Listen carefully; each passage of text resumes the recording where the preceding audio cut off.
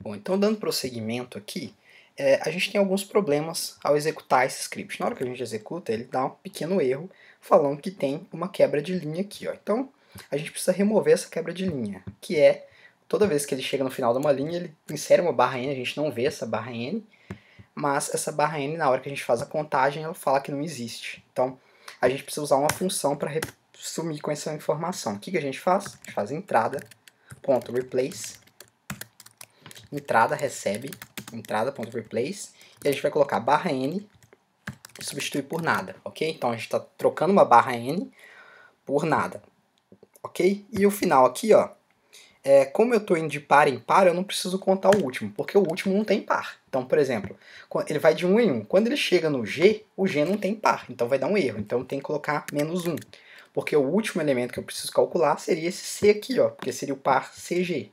Eu estou olhando par em par. Ok? Então, feito isso, eu posso printar que vai dar tudo certo. Ok? Então, já fiz a contagem.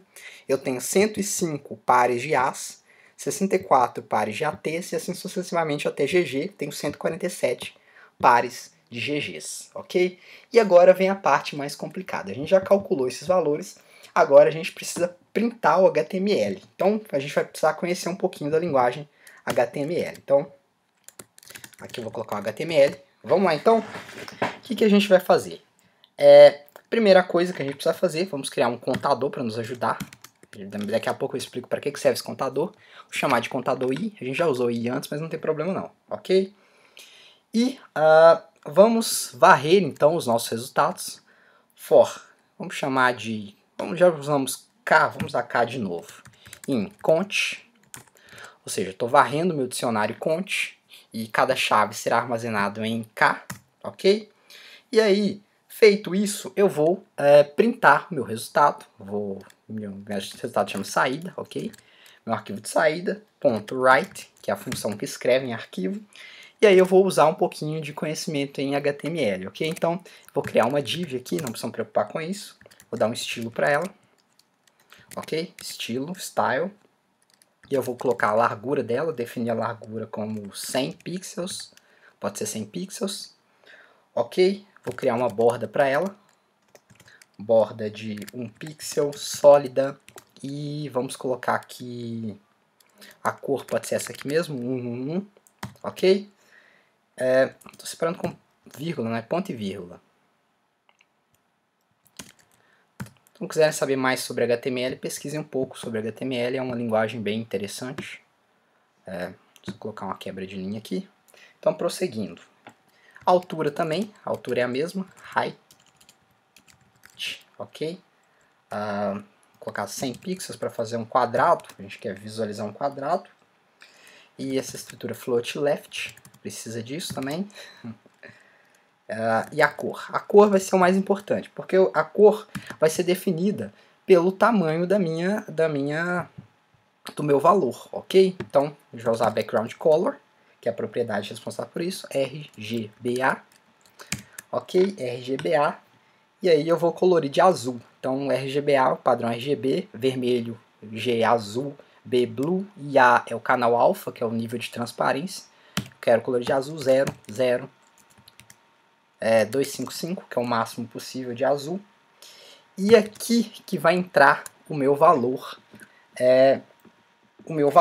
que vai colorir, que é o nível de transparência. O nível de transparência, ele vai de 0 até 100, então vou criar aqui uma variável chamada transparência, ok? E eu vou fazer o cálculo da transparência. Então, transparência vai ser o cont na posição k, essa fórmula para a gente calcular, e a gente vai usar max, que vai dividir a propriedade atual, por exemplo, 105, dividido sobre a maior possível. A maior possível deve ser 147, isso, vai dividir 105 por 147, vai fazer isso com todas, 64 por 147.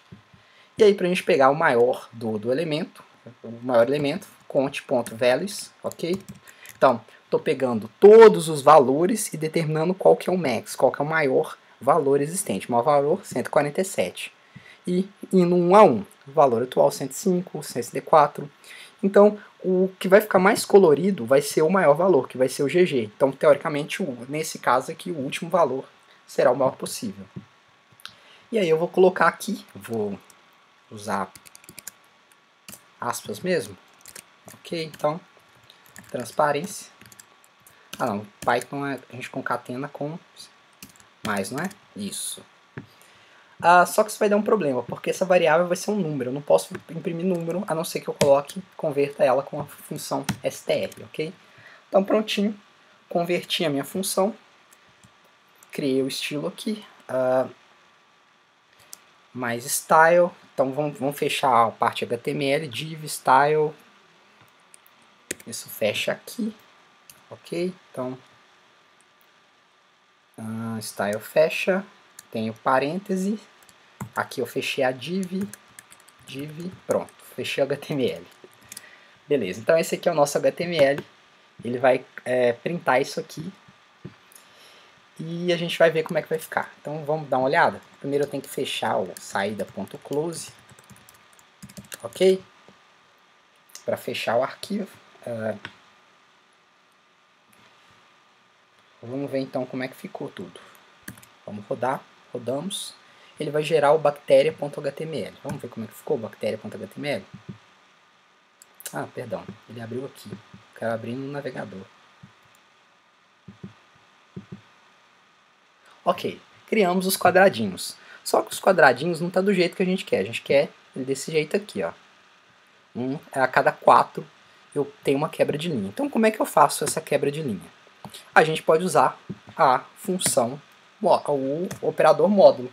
Então vamos lá, if i por 104, que é a divisão por 4, for igual a 0, quer dizer, for um número divisível por 4, ou seja, 1, 2, 3, 4. No 4 ele vai dar uma quebra de linha. Então a gente vai usar a propriedade HTML para quebra de linha. Nesse caso aqui, como a gente está usando divs, a gente vai ter que fazer uma div especial, que é feita do seguinte modo. Ó. Então vamos fazer um div style clear both, ok? Então a gente fecha essa div. Então isso aqui força o HTML a fazer uma quebra de linha. Beleza? Então vamos ver como é que fica o final. Vamos rodar de novo.